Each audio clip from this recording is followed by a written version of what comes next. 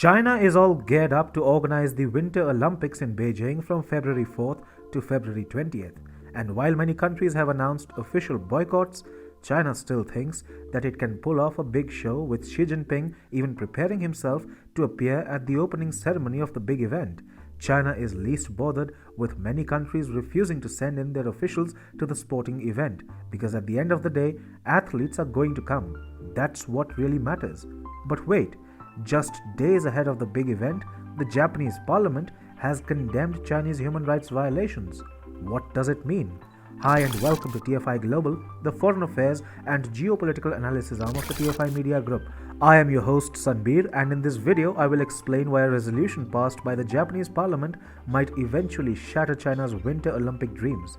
Let's begin. It seemed as if China had its way all over again. Despite the entire outcry against China's human rights abuses, Beijing would be able to host a grand show at the Winter Olympics anyway, and once again, the free world would have fallen short of punishing China. But is there a twist in the tale with Japanese parliament's strongly worded resolution against Chinese human rights violations? Let's find out. Japan's parliament passed a resolution on Tuesday regarding serious human rights situation in China. It also called upon Prime Minister Fumio Kishida's government to take steps to relieve the situation. So, right ahead of the Beijing Winter Olympics, Japan suddenly decided to take a harsh view on the issue. The resolution doesn't use the word China, but it does talk about internment and violation of religious freedoms in Xinjiang, Tibet, and Hong Kong.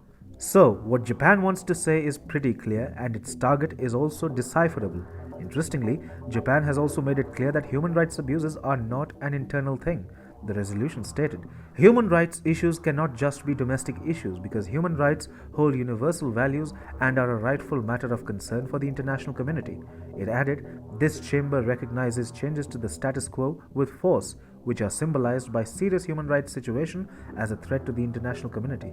Is that Japan's technical hold on Beijing Winter Olympics? So, why is Japan suddenly criticizing Chinese human rights violations? Japanese Prime Minister Fumio Kishida has taken steps in the past to address the issue and even appointed former Defense Minister Gen Nakatani as his aide on human rights. In December last year, Tokyo also announced that it won't send a government delegation to the Beijing Winter Olympics, which was in line with the diplomatic boycott of the event by many other democratic countries. But now, Japan is quite clearly saying that if China is running internment camps, orchestrating genocides of ethnic minorities, and promoting forced labor in utter disregard of universal human values, then it is a threat to the international community. There are no ifs and buts in what Japan is saying. There is no scope for cooperation in Tokyo's language. And the fact that it is saying this a few days ahead of the Beijing Winter Olympics poses some tough questions. Will the world allow a murderous regime like the Chinese Communist Party to organize a grand show just ahead of the Winter Olympics? Also, if China's inhuman actions are really a matter of international concern, should the free world countries actually represent themselves through their athletes in such a country?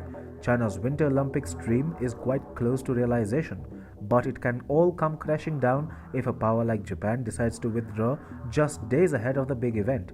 If Japan decides to choose human rights over Beijing Olympics, the so-called champions of human rights in the West will have to follow suit. The EU and its Convention of Human Rights and a carefully crafted image as a protector of human rights will have to withdraw too. And the next thing you know, other liberal regimes like the US, the UK, New Zealand and Canada are also withdrawing from the Winter Olympics. You can imagine a domino effect of sorts, because that is exactly what a single act of opposition can do. If Xi Jinping was thinking that he had everything sorted, he is in for a rude shock. Japan's latest resolution won't let him sleep peacefully until he is able to declare the Beijing Winter Olympics open.